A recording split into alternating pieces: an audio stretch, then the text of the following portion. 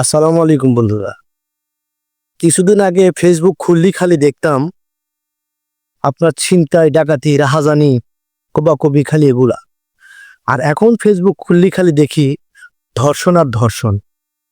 আজ কালকে রাত্রেও দেখলাম কুমিল্লা লালমাই ৭০ বছরের এক বৃদ্ধ ৭ বছরের এক মেয়েকে কুকুরের ভয় দেখিয়ে একে একে ৩ বার ধর্ষণ করেছে। আবার দেখলাম ঢাকা রামপুরা মা মারা যাওয়ার ৩ দিন পরই বাপে ১৩ বছরের মেয়েকে ধর্ষণ করেছে। এই হলো দেশের আমাদের পরিস্থিতি। ২০০০ ও ২০২০ আইন অনুযায়ী যদি ১৬ বছরের নিচে কোনো শিশুকে ধর্ষণ করা হয়, তাহলে সেই ধর্ষণকারীর সাজা হলো মৃত্যুদণ্ড এবং যাবজ্জীবন কারাদণ্ড। আদৌ কি এসব আইন সঠিকভাবে কার্যকর হচ্ছে? মোটেও হচ্ছে না। তো আমাদের সমাজের পরিস্থিতি, এ কুমিল্লা লালমাই যে ঘটনাটা, ৭০ বছরের বৃদ্ধ যে ৭ বছরের মেয়েটাকে ধর্ষণ করলো, তারা মীমাংসার জন্য সালিশি ডেকেছিল। ২০০০ টাকা প্রথম দিয়েছে এবং পরে ৫০,০০০ টাকা জরিমানা করেছে। পরে রাত ২টা বাজে সেইখানে যৌথ বাহিনী অভিযানে সেই ৭০ বছরের কুলাঙ্গার বৃদ্ধাকে সেনাবাহিনী আটক করেছে। আমাদের মূল সমস্যা হচ্ছে কয়েকটি কারণে এই ধর্ষণের প্রবণতা প্রচুর হারে বেড়ে যাচ্ছে। আর সবচেয়ে বড় বিষয় হচ্ছে যারা ধর্ষণ করছে এরা মোটা অঙ্কের টাকা খাটিয়ে ধর্ষণকারীর পরিবারের কাছে টাকা দেওয়ার চিন্তা ভাবনা করে এবং অনেকে রাজি হয়ে যায়।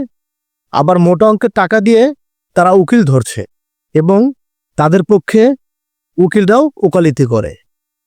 এসব যদি বন্ধ না হয়, এ টাকা দেওয়া নেওয়া, তাহলে তো ধর্ষণকারী বেরিয়ে যাবে। আর আরেকটা বিষয় হচ্ছে ধর্ষণকারীর আরেকটা বিষয় হচ্ছে সেটা হলো সোশ্যাল মিডিয়ায় দেখা যায় কিছু সংখ্যক মেয়ে তারা ভিউ বাড়ানোর জন্য এমনভাবে তারা নিজেকে মিডিয়ার সামনে প্রেজেন্ট করতেছে, যেগুলো দেখে জোয়ান হোক বুড়া হোক তাদের মাথা অটোমেটিকলি নষ্ট হয়ে যাচ্ছে। আর এসব কারণেও কিন্তু ধর্ষণের প্রবণতাটা বেড়ে যাচ্ছে। আর আইনের শাসন যদি সঠিকভাবে কার্যকরিতা হতো, তাহলে ধর্ষণ করার চিন্তা ভাবনা কেউ মুখেও আনতো না। আপনি অন্য মুসলিম কান্ট্রির দিকে আপনার তাকিয়ে দেখেন, যারা ধর্ষণ করছে তাদেরকে কিন্তু ডাইরেক্ট মৃত্যুদণ্ড। কোনো আইন নেই, কোনো বাধা নেই, একটাই শাস্তি, মৃত্যুদণ্ড। আর আমাদের দেশে এই হলো অবস্থা। আমাদের দেশে সিগারেট খাওয়া নিয়ে আন্দোলন করা যায়, সিগারেটের দাম কেন বাড়ল?